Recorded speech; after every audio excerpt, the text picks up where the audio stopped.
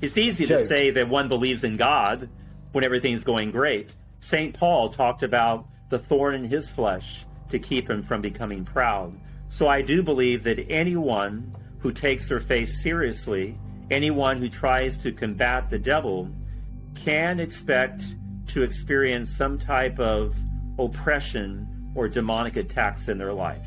And certainly myself and many exorcists experience that in our lives as well.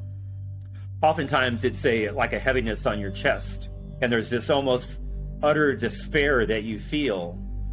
Literally, the demon is trying to jump on you, and there's this sense of utter despair and hopelessness. Some of it can be in the form of, I've seen demons kind of in a physical form, if you will.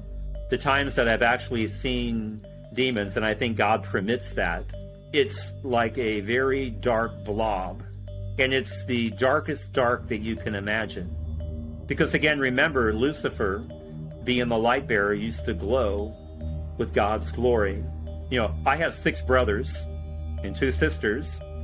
When I was a kid, my brothers and I used to take these rubber balls that would glow in the dark, and we would put them up against a light bulb where it could absorb the light, and then we would turn the light off and it would glow. But eventually, the glowing ball would start to fade unless it was constantly fed by the light.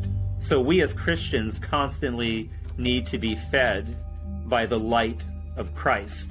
And when we're not, we lapse into darkness. So demons, because they're no longer fed by the glory of God, it's kind of almost like a black hole, if you will, when you can see a demon, this very dark blob, if you will, that literally is like a black hole. And I've witnessed that in my life. And again, that goes back to just it being in complete, utter darkness. There is no light. Sometimes people, when they think of hell, they always think of the fires of hell. But really, hell would be the cold, if you will, because there is no presence of God. There is no glory of God. And so we think of the devil as utter darkness, but when we think of Christ as Christians, we think of light. So for Christians, if you're living out your faith, the light is always on. But if one is living a life of sin, the light is off.